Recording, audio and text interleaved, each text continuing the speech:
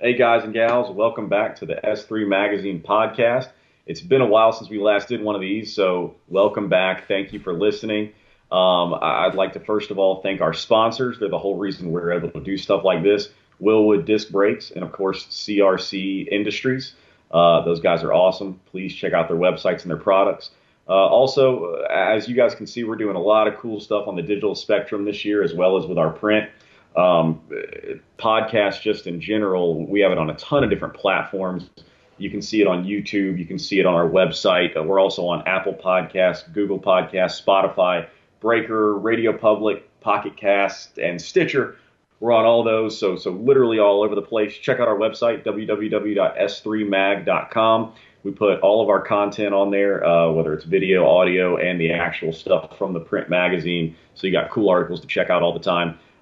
Check it all out, and of course, like, subscribe, comment below. It's been so long since we've done one of these. I kind of forgot how it works, and my game is definitely thrown off. Everyone listening and those of you watching, as you can probably see, things have changed pretty drastically since we last did one of these. Wooley's in a new house. I'm in a new house. As you can see, they had daughters here because my rooms are Pepto-Bismol pink and pretty princess purple. And I've been too busy to paint for about 2 months now, but it's now that I see it on video. You're like, now I'm getting kind of used to it. Now I'm a little embarrassed. Now things need to change, or else this is just going to become the pink and purple S3 room. I haven't decided yet. Okay, so, gosh, it has. It has been so long since we've done this. We kind of dropped the ball. What are we talking about? Today, I think we were going to talk about press cars and dollar cars. That was our Oh, topic yeah. of choice, right? Yeah. I think those are words that we kind of throw around a lot, both in our writing and in our kind of day-to-day speech, and we don't realize that. I think a lot of people say, yeah, awesome, and they don't really know what we're talking about. Right. No, yeah, I kind of get that a lot. Okay, so, and I really started to understand this after the whole Hellcat incident, which I guess we'll probably get into. But yeah, people, we kind of throw that word around, press car and media car, and then we don't realize that, if you're not kind of in this industry, you might just kind of look at us like, okay. But basically, if you're a journalist, there's some red tape to get through. But if you do it, you can get what they call press cars or media cars or review cars or whatever. What it is you get approved by the manufacturer. So, like, let's say it's Ford or Toyota or Lexus or Porsche or whoever. And then Not Dodge. and then there are middlemen, concierge services kind of things. So depending on what region you're in, they will bring you the car. You'll drive it around for a week or so, do kind of whatever you want or need to do with the car within reason, and then they come and pick it up. And Yeah. and yeah, so With the idea that you are going to use your media company to write posts, do video, whatever about the vehicle. yeah, so that's kind of what it is. When you see whatever the main, the auto reviewing magazines and stuff, that's all what it is. It's all press cars, media cars. They're all corporately owned cars.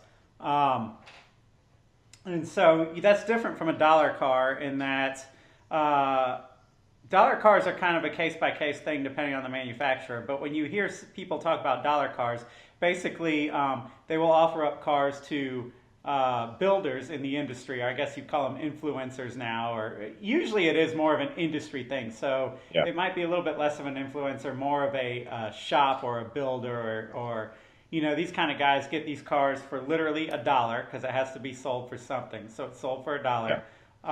And then they build them up, and the car in a lot of cases is theirs when they're done. In some cases it's not theirs. Sometimes those cars don't even have VIN numbers or whatever. But it has to kind of, there's a schedule for it in most cases. So it specifically has to follow, the SEMA show, the auto shows, stuff like that. Yeah, they're basically just big, expensive marketing tools And I would say 99.9% of them have to go to SEMA, especially if Yeah. they're going to be modified Well, and cars. that's something you guys can just, go to SEMA.com and put your email in there, and you'll get SEMA newsletters. And if you start watching those newsletters and stuff, they'll tell you, okay, Ford's looking, looking for people for their dollar cars. They've got a Mustang, or they're looking for Mustangs, or looking for F-150s or whatever. And then you have to pitch it to them and basically come up with some sort of, Yeah. presentation. So yeah, that's the difference. And so the press cars we've been getting for quite some time, and doing pretty well with overall until the Hellcat, and that's kind of what brought this up. I don't know if you guys saw. It's the the local company that caters for Dodge and Fiat. They brought a Challenger Hellcat Redeye. So they came and dropped off this big bad orange Redeye at my house, right? And I had it for a week, and I don't know if you guys saw the video, but we ended up putting it through a mailbox. There you go. Don't be shy about it. Don't be shy about it. Tell them what happened. I'm trying to set the Poke stage your chest here. out and own it. Oh yeah, showing off for a damn. See, here's the thing: we're this podcast, and we're having to do more of this digital stuff, right? So we no longer take a car and just go park it somewhere and do some video or do some photographs of it. Now you got to do video. So we had a video guy out here, and we were screwing around a little bit. We had it, on kind of a closed off road and everything, and turned traction control off, which you've got to really respect the traction control on a Hellcat Redeye. But we had it off because we were trying to get some launching type of shots, and any of you guys that have messed with video at all, like to make something look a little wild on video, you pretty much got to have it be pretty wild, right? So a little sideways, you got to be a lot of sideways, stuff like that. So we were messing around. Long story short, I was showing off, not like on purpose, but just trying to get that shot. And it was one of those things like when you're a kid and your parents tell you to come inside off the bike and you're like, no, wait, one more time. I'm just gonna ramp this thing one more time. That's when you break your arm. Yeah. So that's what happened. We were done with the shoot, and the video guy was like, man, I'd like to get one more shot of you, just going past me. So I'm gonna put the camera on the back of the car, and then you just kind of get into it and go past me. And traction control was apparently still off. It was in full sport mode. Oh no, it was in track mode. Traction control was, you can turn traction control off on that car and it's not really off, but like they stage it so you can do street traction control, track traction control, and then if you really press it for 10 full seconds, it's like, okay, we're doing this. And it goes full off. And so that's where we had it when we were doing kind of that line lock and these low speed launches we were trying to get for the video. So anyway, he flags me by one last time, and it was kind of like, oh crap, now? Okay. And so I went and put my foot in it, and that thing just snaps around before you even can figure out what the heck happened, I think it was the second to third shift that kind of did it, right? Well, I think what's in my head might not be reality. In my mind, I was convinced that everything was fine until I had the paddle shifters, and so you pop third or whatever, and then it just went right around. But when I go back and look at the tire marks, man, there are marks from the time I stepped on the gas all the way out past the car and then off into the mailbox. But anyway, that's okay. We digress. I'm mostly pissed because you crashed it so early into the week that I never got to drive the car. That's what I'm most irritated about. But the video itself, if you guys haven't seen it, please go to YouTube and watch it. Well, okay, so there's it's kind of funny as hell the way that it came out. Y'all are not going to believe this, but the mailbox belonged to the sheriff. It was the freaking sheriff's house mailbox, whatever. So of all the luck, you end up going, and she had just gotten home from her shift. So she was in the garage, when she hears all this, and ended up working. I mean, it went as great as it could have. She was super cool about the whole situation and all of that. But anyway, it's just kind of ironic and funny that we get this orange Mopar and we literally Dukes a Hazzard it through the sheriff's mailbox. That aside, we're like, oh man, like I've never had an incident with a press car in like what 5 years now or something like that. So, you know, I got to call the regional guy, the guy that's in Atlanta, and explain what happened. And that's equivalent to like calling your dad when you crashed his car and you're a teenager. You know, so I call him, and keep in mind, this is mid-loan, right? So they dropped it off on like a Tuesday. This is Thursday or something. And so he just answers the phone and goes, "Oh no!" And I'm like, "It's never good." Yeah, he goes. I'm like, week. "What?" He goes, "It's never good when somebody calls mid-loan." And I'm like, "It's not good, man." And so I tell him what's going on, and so yeah, here's how. The funny thing about the video, though, if you go watch it, we were really deliberating on like, man, do we admit it? You know what I mean? Like, do we own up to this? This is real. You know, like, you know, kind of our job is to be able to try and give you guys like a real taste of what these cars are like. Well, this is real. You know, if you watch the video, the whole time before it hit the mailbox, I'm like, I'm gonna freaking hit a mailbox with this car. This car is an animal, you know. And then sure enough, you hit the mailbox. So like, we're sitting there going, do we pretend it never happened? Do we own up to it? If we own up to it, you know, there's a kind of a delicate line. I mean, look, it wasn't a case of carelessness or abuse. It was a case of a monster car doing monster things, you know. And so we didn't want to cry about it, you know, like, but we didn't want to take it too lightly and you know, come across as jackass or just, you know, a bunch of jerks or whatever. So we went ahead and did some filming and didn't know if we'd ever put it on the video or not. And we ended up doing it. But the hilarious thing about the Mopar Nation is like, I haven't read the comments. I can't go back and read that crap because I knew it was going to be brutal, right? I haven't read every single comment, like, and I'm so confused by how everyone reacts. By and large, all these Mopar guys are like, yeah, you hit a mailbox. That's like, welcome to the brotherhood. What freaking happened? Yeah, one guy's like, welcome to the Mopar brotherhood, fellas. You know, and like all these guys don't give a damn that we like plowed through a mailbox. What they lose their shit over. And I didn't know, I'm not like a Mopar fanatic. I mean, I love Mopars, but like not to that degree. What they lose their shit over is apparently the Redeye has a green belt, right? The regular green supercharger belt. Green supercharger belt. The regular Hellcat, as if it was just, you know, as if it was nothing, has a black supercharger belt. Well, in the part of the video where the hood was up, we were in an old cotton mill from like turn of the century or even before that or something. And it was dark in there, and that's the effect we were going for, was this kind of ominous look. And our videographer, you know, went back in post editing and darkened some stuff up to make it look kind of sketchy and scary and all of that to fit the car. Anyway, in the process of doing that, the dark green belt went black. You know, that's kind of what happens. So these Mopar guys start losing their shit, saying that's not a real, you know, that's not a real Redeye. That's just a Hellcat. You guys are frauds. And we're like, wait.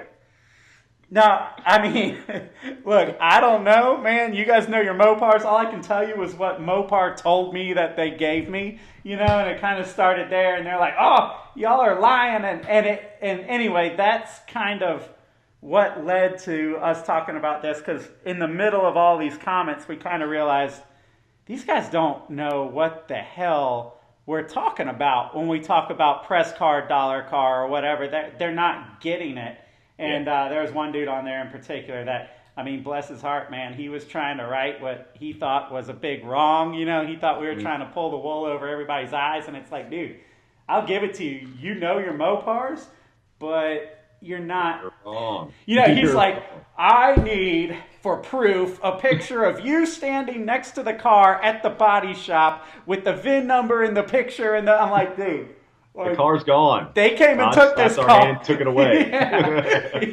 Pretty much, man. Two guys came in one car. One guy jumped in the Redeye, and they took off. I don't know what state it's in. I don't know. Like literally, I don't know what state it's in. If it's fixed or wrecked. I also don't know what state it's in. If it's in Georgia or back in Detroit, I have no idea. So we just thought would shed some light on that. Like that's how. The press car, the dollar car thing, all of that works. And by the way, you don't necessarily have to be like a print magazine by any means. This is something that, if you guys, have a, even a website. Have an audience and a platform. You have to have an audience and a platform. And Instagram's probably not going to do it for you. But I hear some of these press car guys, the guys that bring the cars out and that schedule the drop-offs and stuff tend to, they're saying, dude, like you guys are kind of one of the last print, that get it. A lot of it is bloggers now and stuff like that. So maybe it's something that you guys should learn about, press cars, dollar cars, and whatever, and investigate that kind of stuff. Because there is opportunities there. You do have to earn it. You can't start a website tomorrow and then next Tuesday go get your dollar cards. You know what I mean? You have to have some sort of an established site. And there is some red tape, and that's by design. So you got to get through that. But then,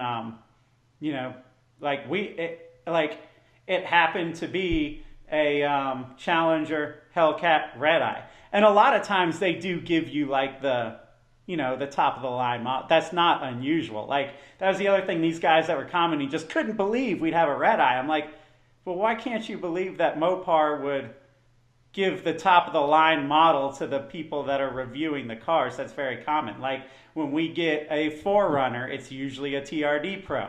You know what I mean? Like if you're getting a Mustang, it's usually a GT, for example. Think about it like a restaurant, if a true food critic is going in there, you give him the best steak. You don't give him the one in the back that's been there for 5 days. If they're bringing you a Chevy truck, it's got, it's the high country. You know what I mean? Like they're not giving you the work truck. So that's not that unusual. The crazy thing about it is like a lot of times we don't know what we're going to get, I think they brought that car on that particular instance on a Tuesday. I found out about it on a Monday.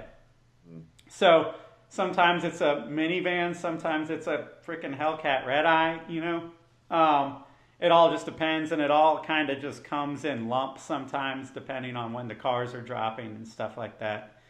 And when you go out and you decide to punt a mailbox with a Redeye, and then they give you a minivan shortly after, it kind of feels like somebody's putting baby in the corner. That was because I was going to Disney. We were trying to play it up like I got punished and got a minivan, but I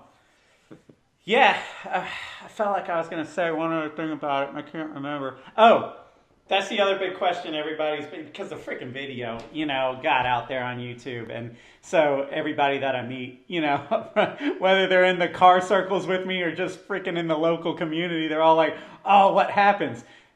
Okay, so what happens in the case of me punting the mailbox and the Challenger? Like, I don't know. I hadn't really heard from them, to be honest.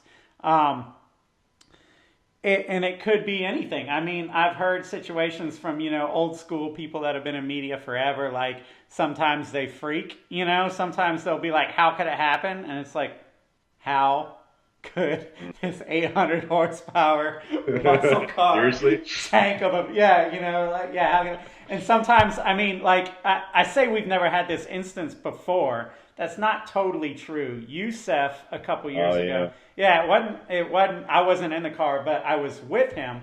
When the new Tacoma first came out, we got one of those, and it was a little TRD off road, and we were like, man, we really need to take this thing off road and see what it'll do. So we went to one of the local trails and had my Jeep and a buddy out there in his Jeep, and then the Tacoma. And we were trying to kind of see, okay, where's the limits? Where's this thing going to get stuck or bottom out, or how's the overhang and all of that. Anyway, Youssef and he wouldn't mind me saying this, it was a dumbass thing to do, just like leaving the traction control. These things happen. You guys got to understand, you're in a car that a lot of times you haven't had a lot of seat time in, and it especially comes into play when it's 800 horsepower and stuff like that. But so like with Youssef, we took him, he was in this car, he hadn't had a lot of seat time in, he's in the woods, he's out of his element, that's not really like his thing, and for some Youssef-y reason, he had the mirrors pulled in. I guess we were going through something tight or something, and he wanted the full experience. So he closed in the mirrors, and then we got into something real tight. It was like, okay, we got to back out of this. And he was backing out using the little techie infotainment video camera rather than the mirrors in his neck. And he ended up, so I guess you guys can't see this if it's a podcast, but basically he was looking behind him while he was turning, and there was a tree on the side of him, right? So he just kind of went and turned like the whole freaking driver's side of the cab into this tree. And dude, the feeling, man, I can't explain it to you guys. It is an absolute pit of your stomach sickness, because it's not like, if that was my Hellcat and I blew up a mailbox, I'd be like, God dang it. Now I have to call my buddies and catch hell and have them, get my painter buddy to help me paint this thing and all. There's none of that. You just feel sick because there's no responsibility. Now someone else's problem. Yeah, you got to call and you got like, oh my gosh, I am so sorry, God. So anyway, Youssef was feeling that real bad. And Toyota at the time, and Toyota is really good to media overall. They're really in tune. But yeah, so Youssef, went in a little corner somewhere and went to call, and the guy from Toyota was like, "Listen, you're okay. Everybody's okay. Let me put this in perspective. Like, you're okay." They're like one of the questions on the questionnaire are like, was there fatalities? And you're like, oh my God, was there fatalities? God, no. Like, oh my gosh, I didn't even think. Like, no, it's not like that. He hit a tree. And the guy was like, dude, that one time when we see each other at SEMA or something, let me tell you about the time I managed to rip a sliding door off a minivan or something like that. And that he just made Youssef feel a lot better. And at the end of the conversation, Toyota was kind of like, so do you need another car? And Youssef was like, what? And they were like, did you finish? Did you get what you had to get? And he was like, no, yeah, I'm good. So it's anywhere from that to, I had a buddy that used to be around a lot of the magazines back in the day that he was telling me one time when the C5 Vet first came out, so this would have been like 97, they had some sort of track day, media day where they brought, these guys out and they were kind of messing with, I don't know, a dozen cars or something. On the track, and somebody balled one up like bad. And from what I heard that day, Chevy just took them all and went home. They got the whole fleet. Yeah, you guys can't have these anymore. Like, okay, game over. And everybody went home. So yeah, I don't know. I haven't heard from Mopar yet, to be honest. Makes me a little uneasy, but then again, no news is kind of okay news. I don't know. I don't really.